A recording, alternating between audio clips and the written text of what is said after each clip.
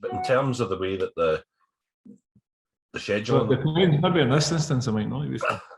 And the way that the games have been rescheduled, do you think that most of the clubs making that decision did so on sporting grounds, or were they purely looking to gain an advantage for themselves? Well, we all know sporting integrity is one of the biggest things in Scotland, don't we? So I would like to hope not. But I don't see why it just didn't go on the way it's planned, to be honest with you, in my personal view. But sporting, if that is the case, Wolf, sporting integrity, we all know in the last number of years, is a massive part of Scottish football. And going on to the pitch itself, I just wonder whether, in terms of how we're trying to second guess a virus here, could you easily envisage yourself playing in front of mostly empty stadiums in the weeks to come?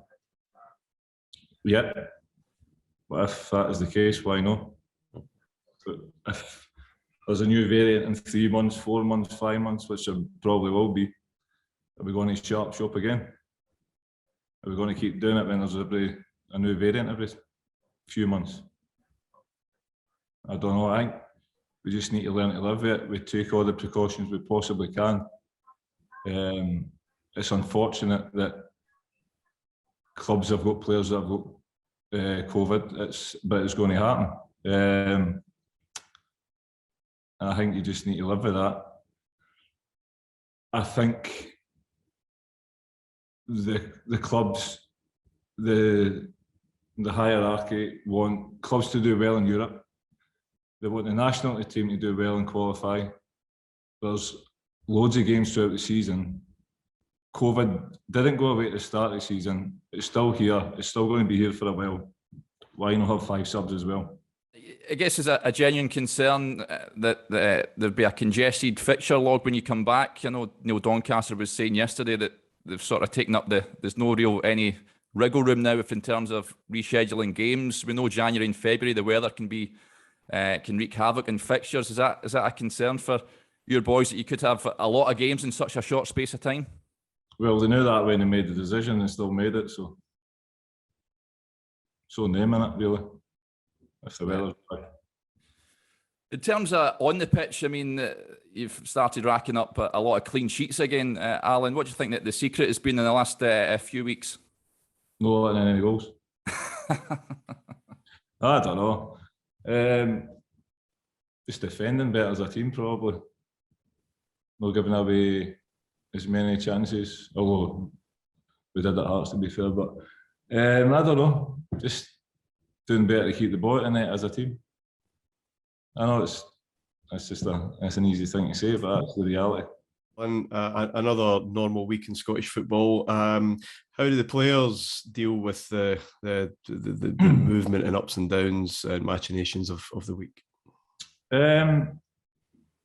As we just need to prepare as a normal week. The game's gone ahead Boxing Day, so from the start of the week we've been preparing as if that was the case. So I don't think anything really changes. It was probably, what day is this on Friday? Wednesday when we were training, we didn't know if the game was on or off, so that was a wee bit disruptive, but apart from that, we've just been working on focusing on Sunday. And the break itself obviously coming a lot sooner. Where do you think the squad is just as we close up now for the winter? Because the last couple of months have obviously been very up and down, but we're kind of starting or ending on a positive. Are we? I hope so. Who's we? Rangers. Oh, yeah, I hope so as well.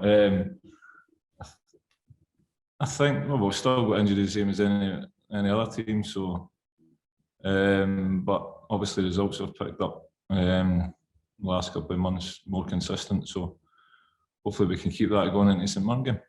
Alan, there was much to admire in St Mirren's performance midweek. Obviously it was a bit of a backs to the wall effort from them, obviously on the assumption that it'll be a very similar squad that they've got to select from. Does that make it easier, if you like, in training that you particularly just work towards dealing with a very low block and trying to get in behind and get the ball out wide? Well, I never seen the game the other night, but I think in a lot of games we need to overcome a low block and a lot of defending. So I think as a set of players and a staff are used to that. So I don't think a lot of that will change, to be honest with you. I think a fair percentage of the games, that's what we come up against. In terms of remaining patient throughout the game, is that one of the key factors that basically the players just have to not pay too much attention to the clock and just, you know, look at the whole 90 minutes as an opportunity to get the goals? Again, in every game it's like that. You need to believe in your style and what you do and how you play the game, and believe it'll work. So I think we do that quite a lot, to be honest. You need to be patient. You need to keep possession. You need to keep working it. So I don't see that to be any different, to be honest. Alan, are there similarities from last week? You know, Dundee United, just because you might be playing a sort of young COVID hit team, it doesn't necessarily follow that it's going to be an easy task. Is that something similar that you might face this weekend? Absolutely. There's no easy games. There's no God-given right for you to win a game. You need to earn it. And there'll be no different than that at the weekend. You guys don't often get a full week on the training ground. In fact, barely ever, and certainly not since the new manager came in. Has that been beneficial? Absolutely. Has that been beneficial? Is it given a bit more time for him to get his sort of new messages across? Yeah, I think he's done that for day one, to be honest. And boys have took that on board. Like, we're learning every day how he wants us to play. So a couple of extra days, that probably will help you.